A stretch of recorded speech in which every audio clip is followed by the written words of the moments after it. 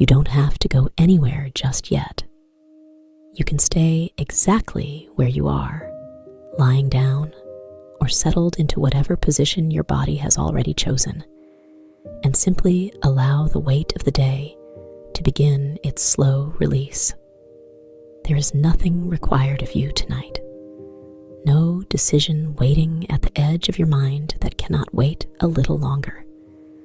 No task so urgent it cannot be set gently down, the way you might set down a cup of tea you've been holding without realizing, finally placing it on a surface and opening your hand and feeling the quiet relief of that small release. Let your shoulders drop a little. Let the muscles behind your eyes soften. You do not need to hold anything up right now. The ceiling is doing its work. The floor is doing its work. The darkness behind your eyelids is patient and steady and asks nothing of you except that you remain. Breathe in slowly, not deeply, not dramatically. Just a long and ordinary breath, the kind your body already knows how to take without being told. And as you breathe out, let the sound of your own breath become something distant, something like the sound of water falling softly on an old wooden surface, far away and below you, in a place that is always dim and always warm and always damp in the gentlest possible way. That is where we are going tonight. A place that has been waiting for you, or rather, a place that has not been waiting for anything at all, because waiting implies impatience, and there is no impatience here.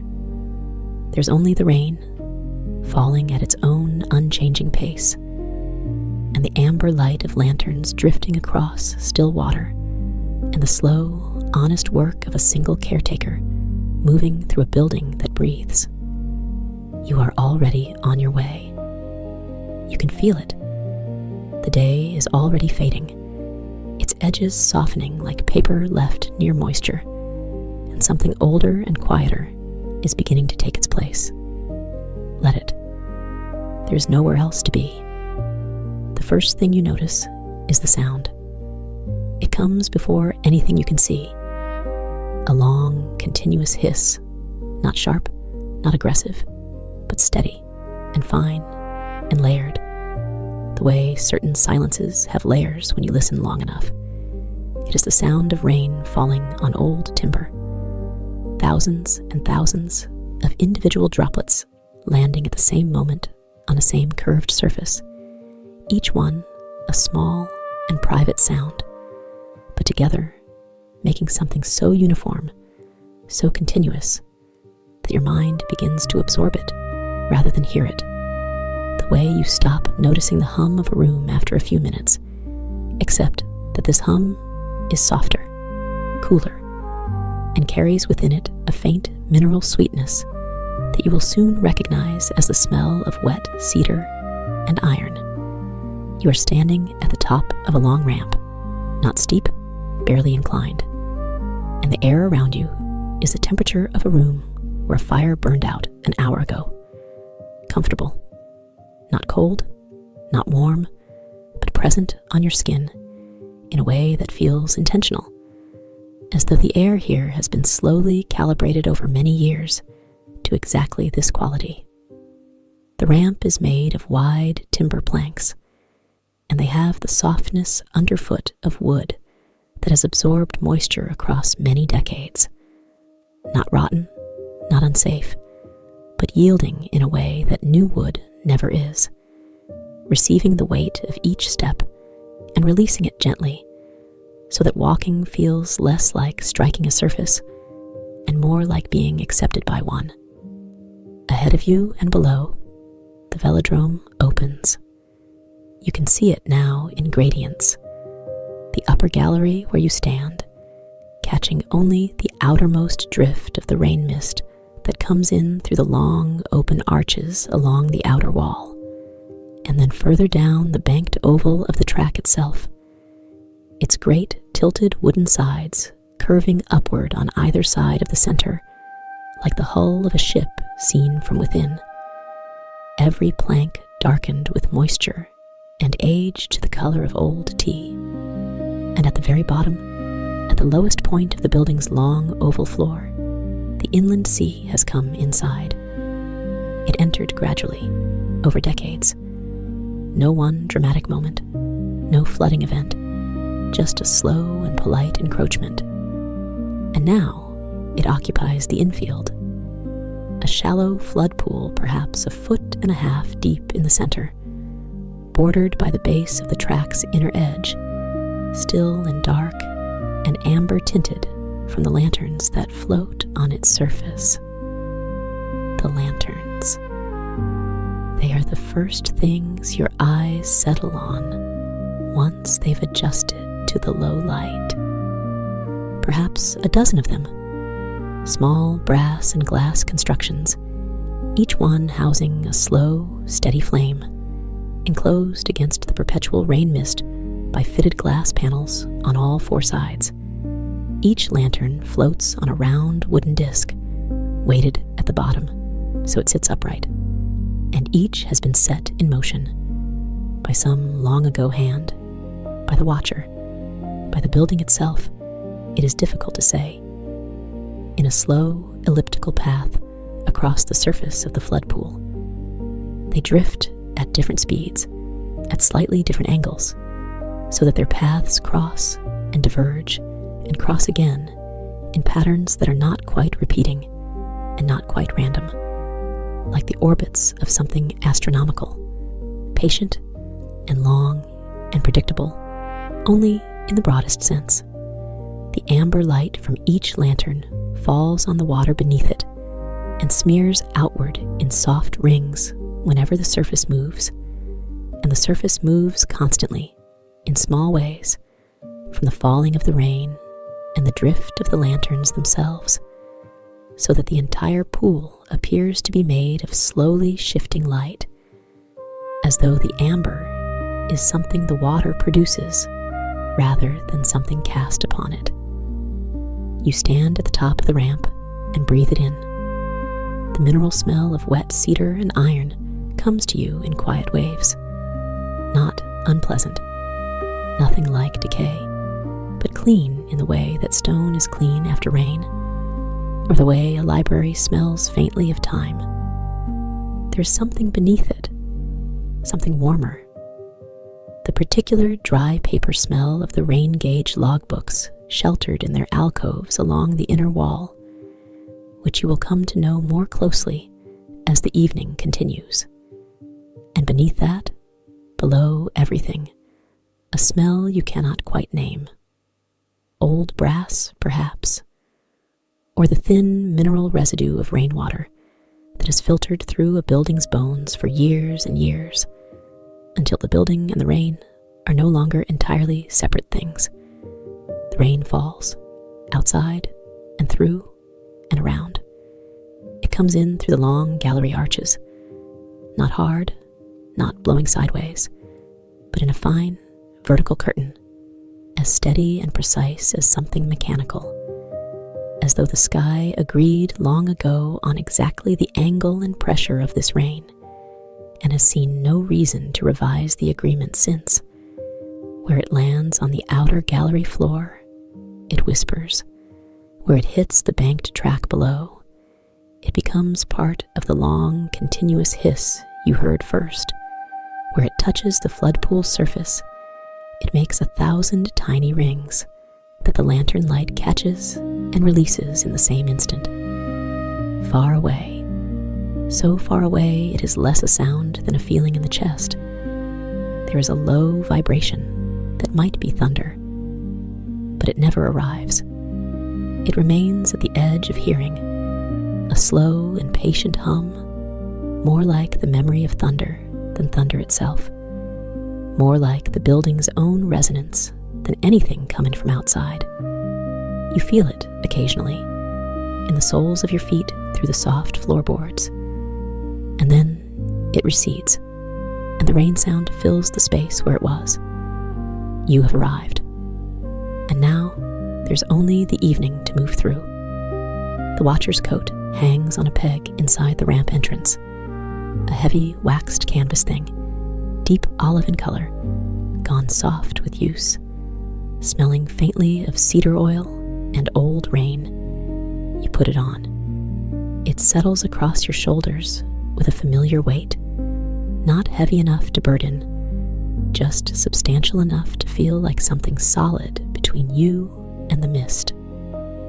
The cuffs are turned back once, out of long habit, because the sleeves are slightly too long, and because the wrists need to be bare for certain parts of the work. For pressing fingertips to the rain gauge glass to feel whether the reading is accurate. For lifting the small brass drain covers by hand to check for debris. In the left pocket, a flat notebook, its cover worn to suede at the corners, its pages rippled at the edges from proximity to moisture, despite the leather flap that keeps it nominally closed. In the right pocket, a short brass-handled tool, halfway between a wrench and a key, for opening the drain covers if they resist. It has not been needed in some time. Things here do not often resist. You begin at the east side of the upper gallery, which is where the first rain gauge alcove is. The gallery is perhaps 12 feet wide, a continuous walkway that runs all the way around the upper oval of the Velodrome, broken only by the staircases at each end, open to the outside air through the long arched gaps in the outer wall, covered overhead by the old tin roof, which adds its own voice to the rain sound, a slightly higher, slightly more metallic whisper layered over the wooden hiss below, the two frequencies woven together in a way that is neither dissonant nor quite harmonic, simply present, simply the sound this building makes. The floorboards of the gallery are wide and dark and soft underfoot in the same way as the ramp. Every step produces a small compression, a slight give, as though the building is breathing out slowly in response to your weight. This is not alarming. This is simply what old waterlogged wood does. It accommodates. It has been accommodating weight and rain for a very long time, and it will continue to do so long after this evening is complete. The first alcove appears on your left. It is a shallow recess cut into the inner wall, perhaps 3 feet deep, 2 feet wide, framed in timber that has been painted over so many times. The paint has become its own structural layer, white going to cream, going to the faintest yellow, where it has aged in the enclosed air. Inside the alcove, mounted at eye height, is a glass cylinder perhaps 8 inches across and 2 feet tall, fitted into a brass collar, its interior scale etched directly into the glass and filled with black paint, so the numbers show clearly. The rain gauge. The reading tonight is what it always is. You are not precisely sure what you would do if it were different. There is no protocol that you have ever been required to invoke, no higher authority to notify, no machinery to adjust. The gauges are read, and the readings are recorded, and the rain continues. That is the complete cycle. You uncap the notebook, press it against your forearm in the shelter of the alcove where the mist cannot reach it, and write the number in careful, small figures, the way the watcher before you wrote numbers, and the watcher before that. A column of identical or nearly identical readings, going back through years of logbooks stacked in the alcove's deeper shelf, their spines faded to the same uncertain color, their pages filled with the same patient handwriting of whoever held this roll before you absorbed it. You close the notebook, run the back of your hand briefly across the brass collar of the gauge, feeling its slight roughness, tarnished in the way that brass goes in humid air, not green, but deepened, gone from gold to something closer to the color of old honey, warm from the tiny lamp in the alcove's corner that keeps the gauge from fogging. The warmth of the brass against the back of your hand is a small, specific pleasure. The contrast of it against the cool mist that has been settling on your skin since you stepped out from the entrance. You move on. The gallery curves gently around the east end of the oval, and as you walk the curve, you can see more of the flood pool below. The lanterns completing their slow ellipses, their amber light shifting across the water as they move. From this height and angle, the pool looks less like an intrusion and more like something the building was designed around, as though the architect imagined exactly this. A still interior sea at the heart of the structure, reflecting the track's banked timber walls back at themselves in wavering amber lines, which perhaps is precisely what happened, which perhaps is precisely what the building asked for, slowly, over decades of graduated flooding, until the water level reached something like its intended depth and paused. The rain comes through the arches on your right in its fine vertical curtain.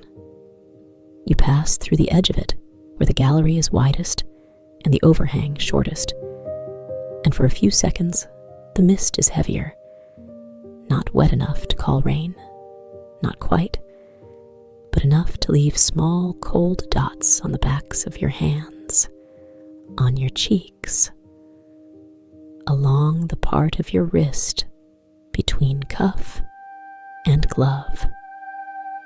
You don't hurry. There is no instruction that says the watcher must stay dry.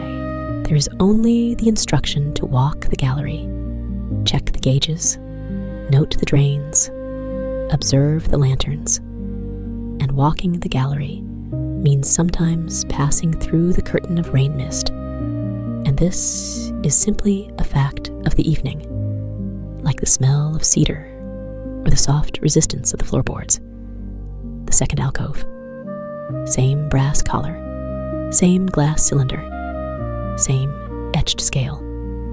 You read the number and write it, and feel the warmth of the little lamp and the warmth of tarnished brass, and move on. Somewhere below you, in the flood pool, you hear the low, resonant knock of a floating lantern bumping against something submerged, one of the old iron railings that once bordered the infield, now underwater, its top perhaps 6 inches beneath the surface, still there, patient as everything else in this building, offering its occasional soft resistance to the lanterns that wander close.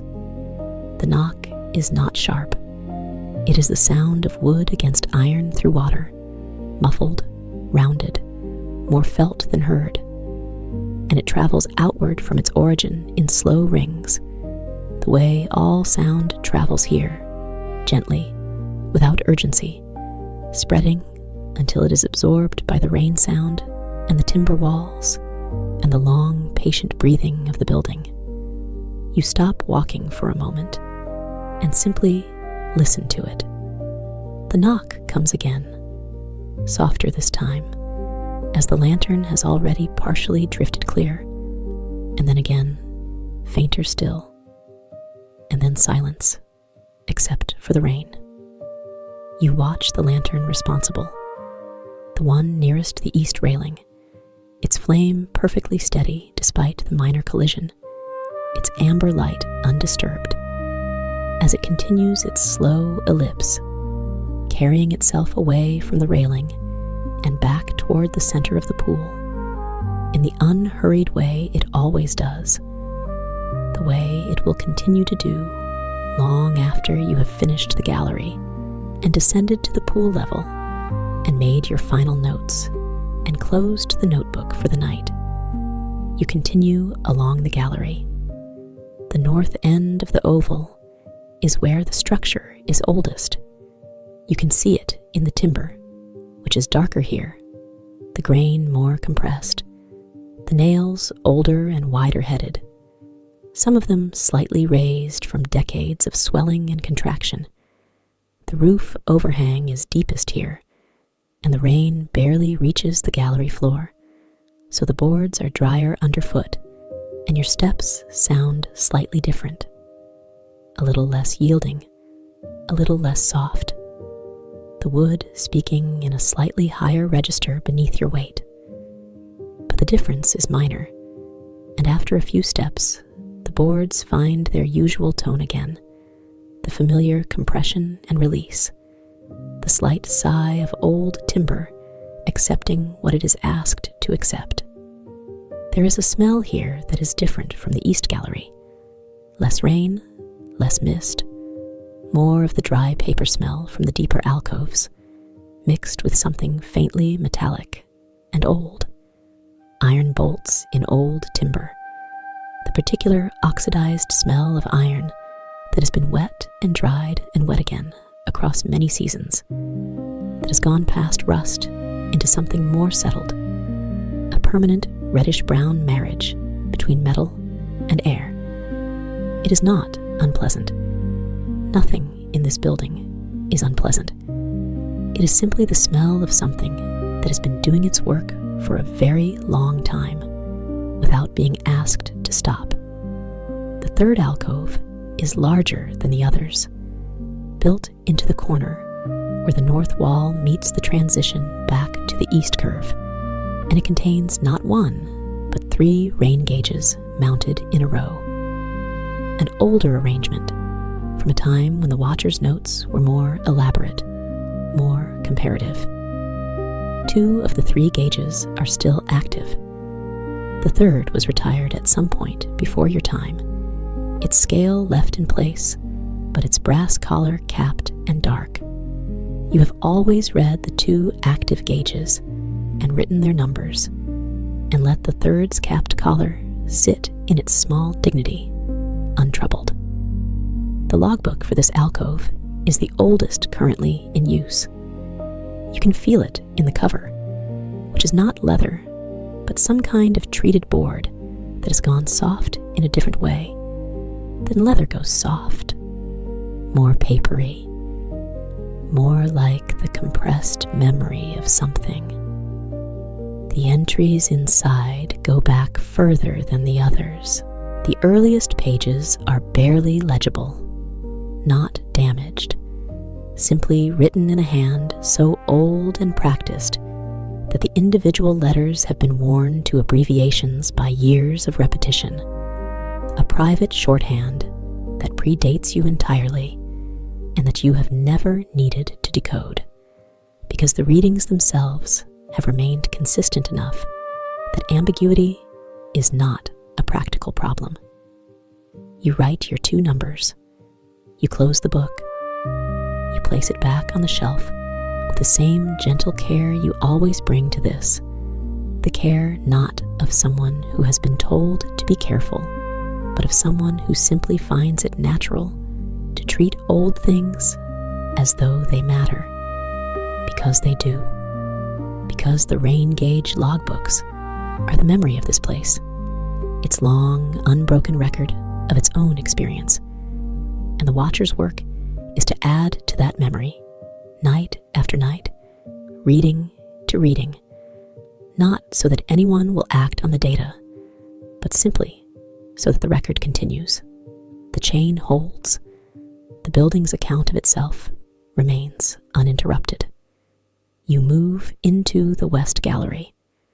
The west side of the Velodrome faces away from whatever wind there might be beyond the outer arches, which means the rain here is even more perfectly vertical, if that is possible, falling in a fine, straight curtain just beyond the arch openings, with a kind of mathematical precision that makes the word curtain feel almost literal. Each arch frames a section of outside sky, or what would be sky if the sky here were not simply a lower, closer version of the rain, a gray-white gradient that is neither clouds nor fog, but something between the two. A permanent ceiling of undifferentiated moisture that the rain descends from and the mist ascends toward, meeting somewhere in the middle in a way that makes the boundary between sky and air impossible to locate. It has always been this way, not always in the sense of your own memory, but always in the sense of the logbooks, the same readings, the same gauge levels, the same steady curtain of fine vertical rain, season after season, recorded in hand after hand, until the record becomes a kind of permanence, a documented always. The flood pool below is most visible from the west gallery.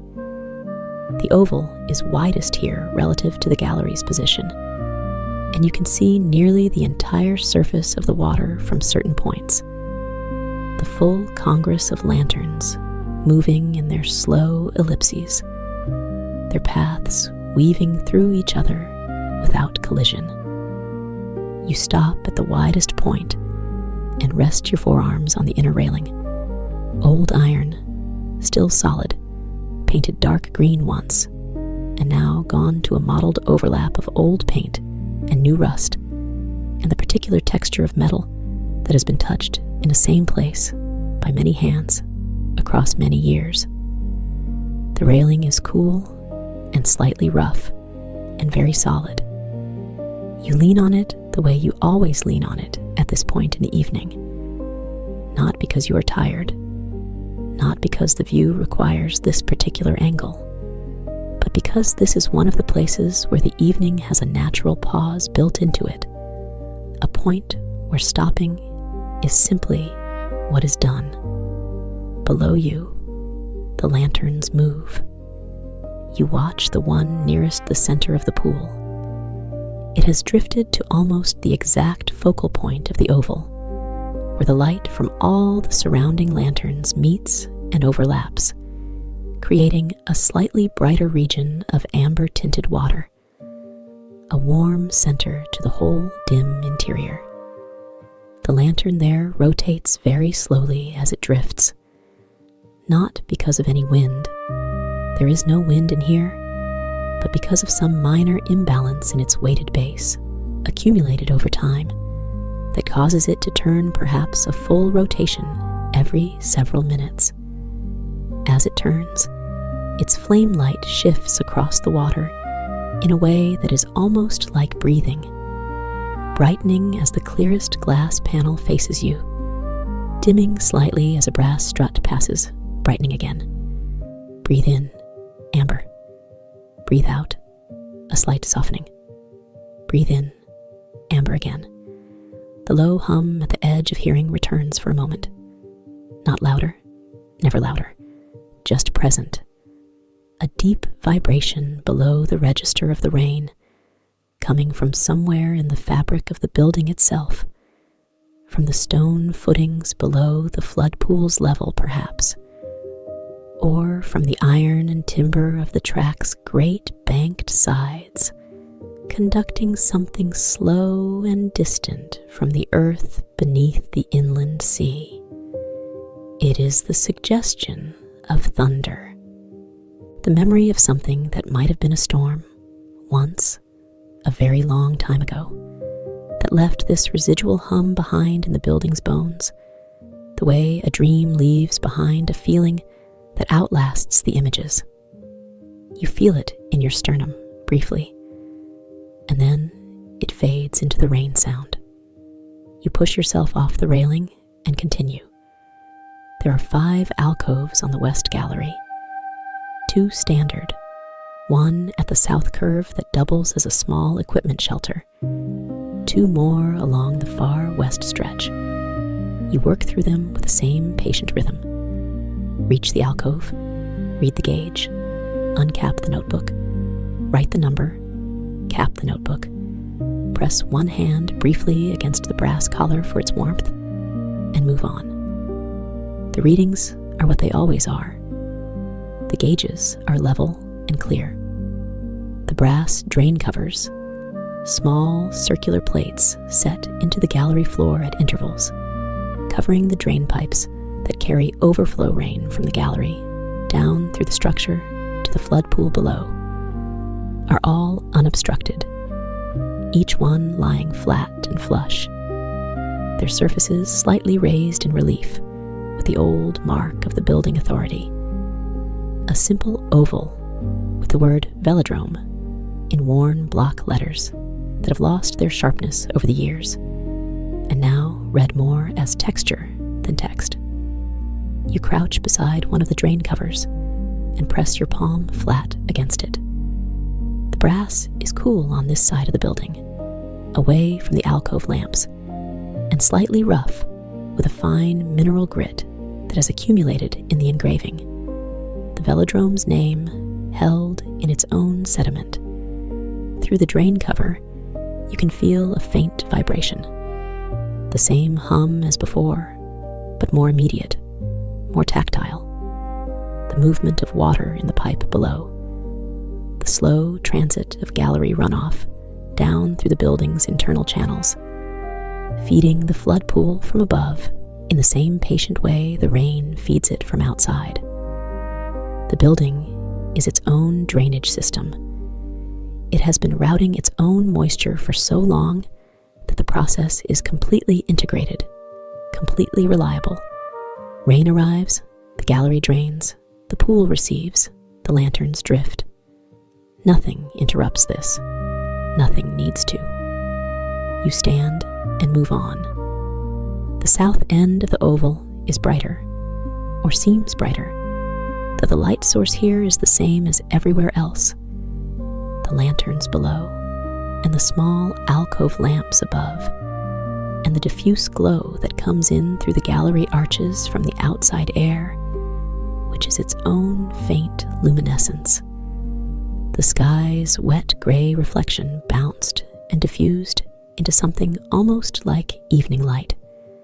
But at the south end, the arches are slightly wider and the ceiling slightly lower, and these two facts together create a space that feels more open, more sky-adjacent, where the rain mist comes in more freely, and the sound of rain on the outer building surfaces is more immediate, closer to a conversation than to a background. You slow your pace through the south end. There is no reason to slow here rather than elsewhere, but you always do. And you have come to understand this as the building's preference rather than your own, as though the south end requests a longer presence, a more deliberate passage in exchange for its slightly wider light.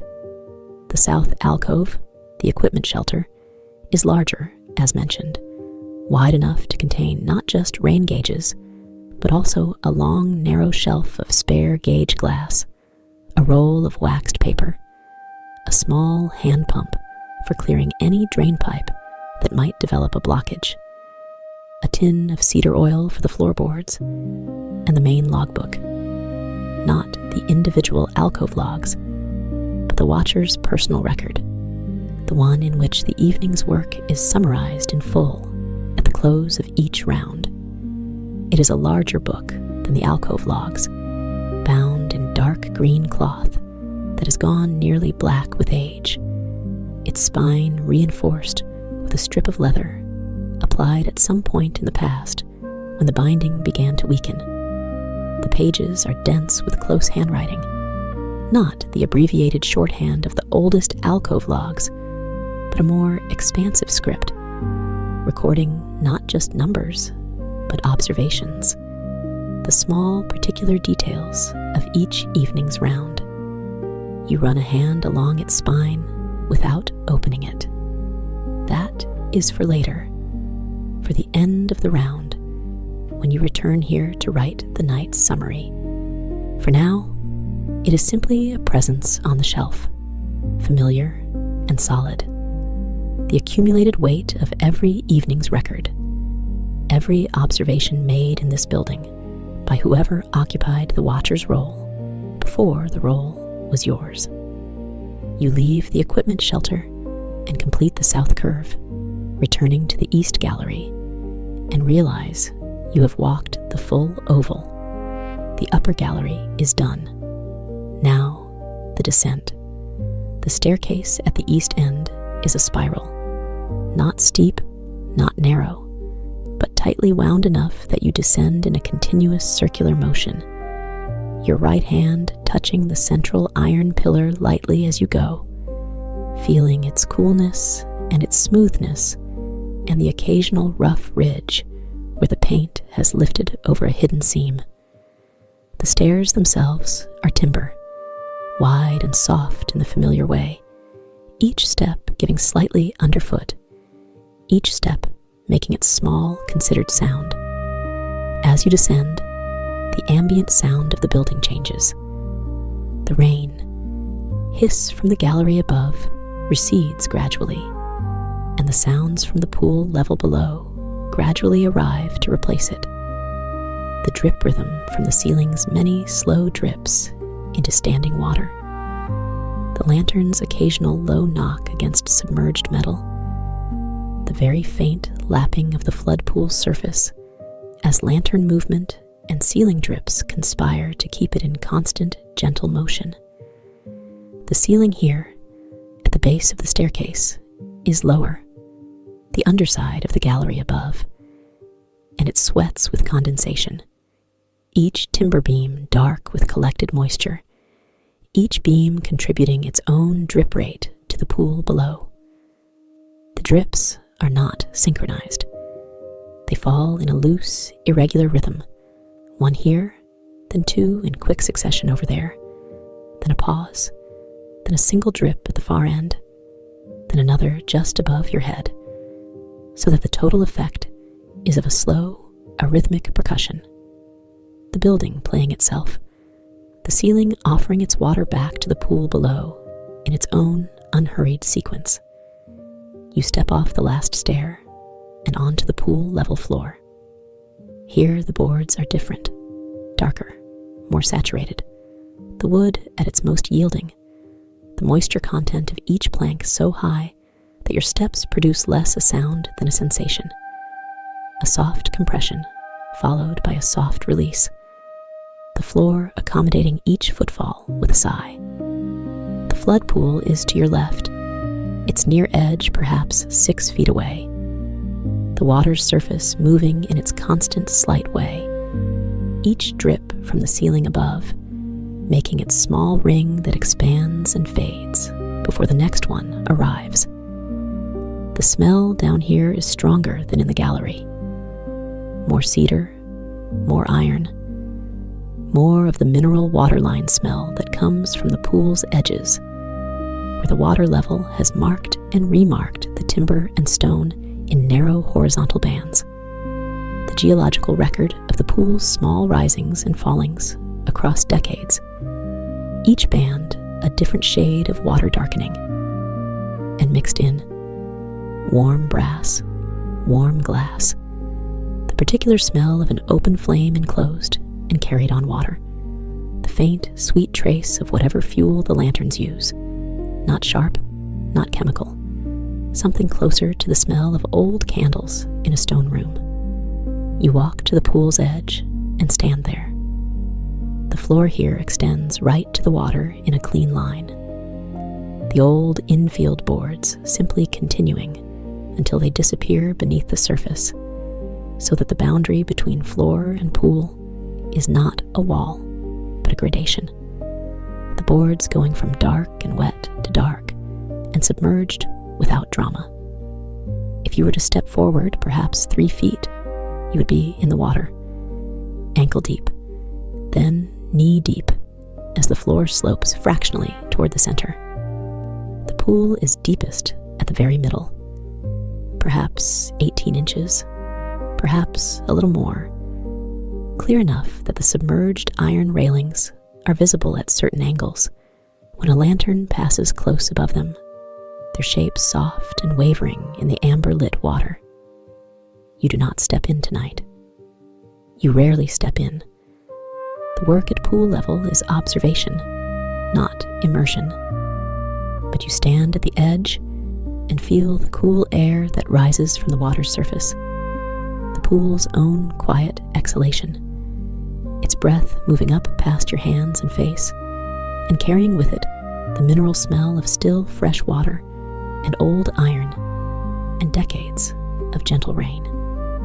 The nearest lantern is perhaps 8 feet out, moving on its slow ellipse in a direction that will bring it toward you over the next several minutes.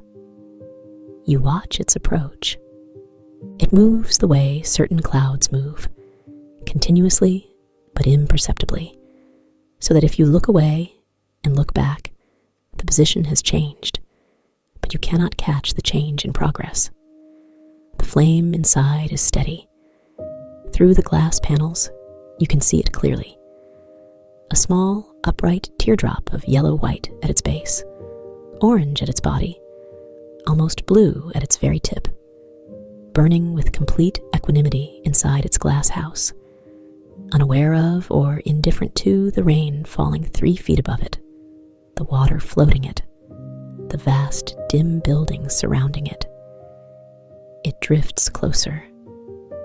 When it is perhaps 4 feet from the edge, you can feel the warmth of its chimney, the tarnished brass top piece of the lantern, fitted with small vents to let heat escape, warm even at this distance, a gentle radiation that touches your hands and face and is gone again as the lantern continues past, following its ellipse back toward the center of the pool. You watch it go. You watch the light. It leaves behind on the water, a moving amber smear that gradually contracts back to nothing as the source moves away, and then the ceiling drip fills the dark water with rings again, and the next lantern takes up the amber in a slightly different place. This is the most complete part of the evening, not the most important. The gauges are the work, the logbook is the record, but the most complete, the part where the building most fully reveals itself, where the rain and the lanterns and the water and the old timber are most entirely themselves together, where the relationship between all these things is most legible. Standing at the pool's edge in the warm amber light, with the ceiling dripping its patient rhythm, and the distant gallery hiss of the rain above, and the low, far hum at the edge of hearing, and the smell of cedar and iron and old brass on warm glass. This is what the watcher is for, perhaps. Not the numbers, not the records, but this standing and witnessing, this being present at the center of something that does not require presence, but is, somehow, completed by it. You stay at the pool's edge for a long time, long enough for the nearest lantern to complete most of its ellipse and return to a position near the east submerged railing, long enough for the ceiling drip rhythm to cycle through several of its irregular sequences, familiar enough now that you notice when a particular drip source goes quiet for a few minutes and then resumes, long enough for the low hum in the building's bones to rise and recede twice, long enough for the mist on your hands to accumulate and dry and accumulate again. Then you turn from the pool and walk to the small wooden bench set against the inner wall, not far from the foot of the staircase, tucked under the gallery overhang where it is dry, and you sit down. The bench is old and plain and smooth from use. Its surface has been worn to a particular finish that no carpenter could achieve intentionally. Just years of contact with waxed canvas coats and the palms of hands, and the unhurried weight of someone sitting down at the end of a gallery round, setting their tools aside, opening the main logbook on their knees. You draw the main logbook from its shelf. You took it from the equipment shelter on your last pass, and open it on your lap. The pages are cream going to ivory at the edges, each line of previous entries visible in the low lantern light as a texture rather than a text. The old handwriting pressed faintly into the paper in a way you can feel with your fingertips when you turn the pages. You find tonight's date in the blank space at the top of the newest page. You write it in the same careful hand, the same unhurried script, each character formed with a particular patience that comes from having done this many times in exactly this place, on exactly this bench, with exactly this ambient rain sound and lamplight and pool smell completing the act of writing. You record the gauges: West Gallery, East Gallery, North End, South Curve.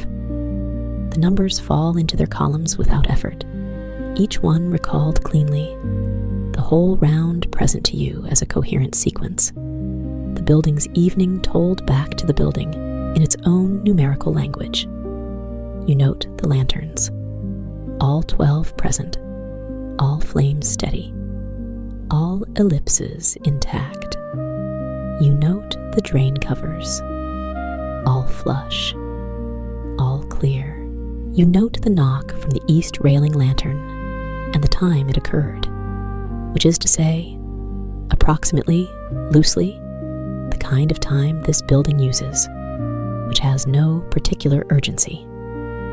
Then you write one line of observation, as every watcher does, a single sentence from the evening, something particular and small, something the numbers don't contain. Tonight, the sentence comes easily, forms itself almost before you reach for it, the way the most honest things do. You write, the light from the lanterns tonight seemed warmer than usual, or perhaps the mist was thicker than usual at pool level, and the two together made the amber appear to breathe. You read it back once, then you close the book. The work is complete. There's nothing to fix, nothing to report, nothing that requires any action beyond what has already been taken. The gauges have been read, and the readings have been recorded, and the drain covers are clear, and the lanterns are lit, and the pool is level, and the rain is falling at its customary pressure and angle, and the building is doing what the building does, holding still inside the rain, keeping its lanterns moving, letting the ceiling drip its patient percussion into the pool below, allowing the amber light to smear and shift and breathe across the water. You set the logbook on the bench beside you. You lean back against the inner wall, which is cool and slightly damp against the shoulders through the waxed canvas of the coat, and you let your hands rest in your lap with the palms upward in the loose way that hands rest when the work is finished and there is nothing they need to hold. The mist from the pool level air has settled on them again, fine, cool, barely perceptible, the weight of the air itself rather than any individual droplet, and you feel it across your palms and across the inside of your wrists and at the base of your throat above the coat's collar.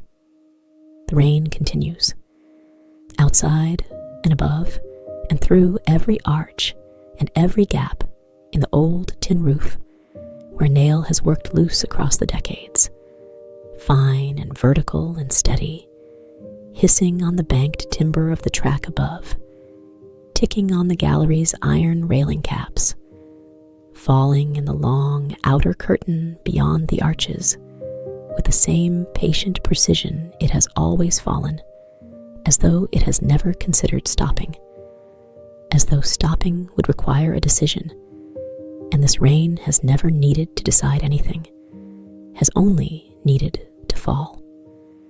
And below the rain sound, constant and unvarying as the rain itself, the ceiling's drip rhythm into the pool. One, then a pause, then two, then silence, then one from far away, then silence, then three in quick succession, then a long pause in which only the rain hiss exists, then a single drip directly above you now, landing somewhere on the wet floorboards a few feet to your left and making its small, soft sound.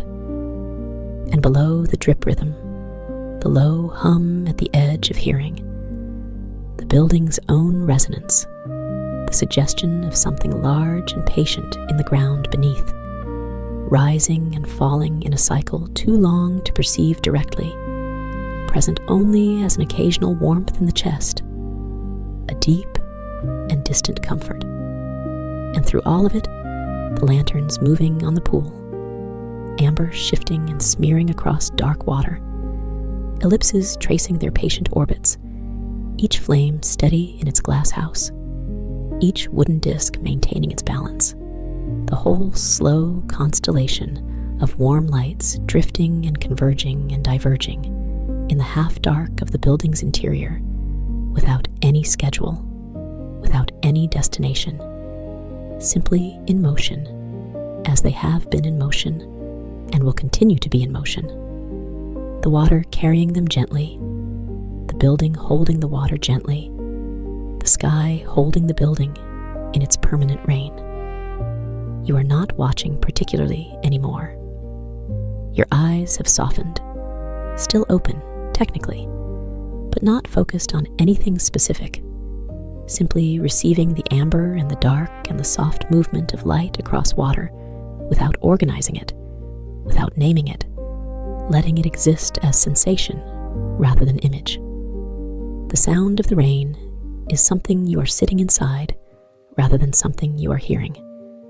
The smell of cedar and iron and warm brass is so familiar now that it has become the smell of here, the smell of this particular quality of attention, of being present with something that does not demand anything of your presence. Your breathing has slowed, not deliberately, just the way breathing slows when there is nothing urgent, when the body recognizes that the evening's work is complete, and the bench is solid, and the wall is solid, and the building is solid around everything, holding its rain, holding its lanterns, holding you inside it with the same patient accommodation it extends to all the things it holds. You could close the notebook again. It is already closed. You could stand and make another round of the gallery. But the round is complete, and the evening does not require a second.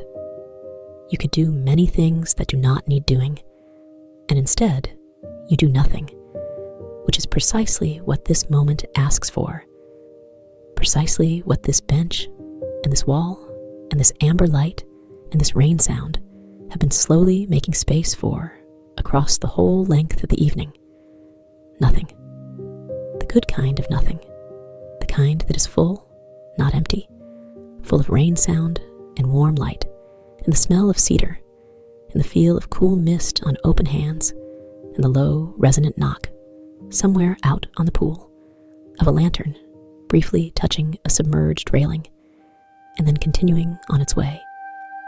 The amber light shifts, warm on your closed eyelids, because they have closed now, softly, without announcement, the way eyelids close when there is nothing they need to see that they haven't already seen, when the images that matter are inside and not outside, and the inside has its own amber, its own gently moving light. The rain falls, fine and vertical. The ceiling drips. 1, pause. 2, long pause. 1, far away. You can smell the cedar and the iron and the faint, dry paper warmth of the logbook on the bench beside you, its pages holding all the evenings that have come before this one, patient and complete. The hum rises very slightly, or perhaps you simply hear it more clearly now that the day's accumulated sounds have fallen away, now that there is so little else to hear. It is not threatening. It has never been threatening. It is the sound of the earth being still, below the water, below the building, below the rain. being still in the enormous way that only old things can be still, with the knowledge of having remained. The lanterns drift. You don't need to watch them. You know where they are. You have checked each one, tracked each ellipse, confirmed each flame. They do not need watching to continue. They will continue whether watched or not, drifting in their slow orbits, their amber light shifting across the dark water, their wooden discs riding the pool's gentle surface, their flames burning with quiet and patient certainty inside their glass houses. They will be there in the morning. The building will be there in the morning.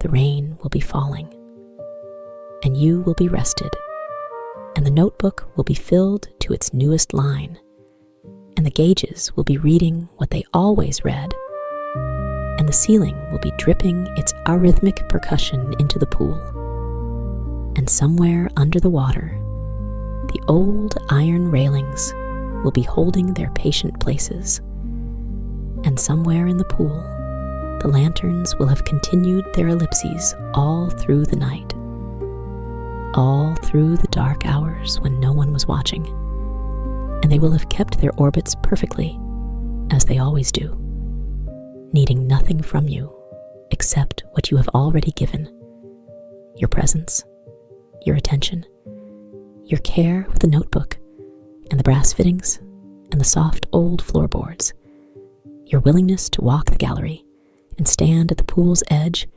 and witness the amber light on the moving water and write one honest sentence at the end of it. That is enough. That has always been enough. The bench is solid beneath you. The wall is solid behind you. The coat is warm around your shoulders. The rain falls, fine, vertical, steady, hissing on a timber above, ticking on the iron caps of the railing, falling in its long outer curtain through the arches, and the ceiling drips. One, pause, one, and the lanterns drift, amber, shifting, slowly, across dark water, and the low hum is there, beneath everything, patient as the ground, patient as old timber, patient as rain, and the cedar smell, and the cool mist still on the backs of open hands, the rain, the rain, the rain, falling, always, at the same angle, the same quiet pressure, as though it agreed long ago to simply continue, and the lanterns drifting, amber, warm, still, the rain.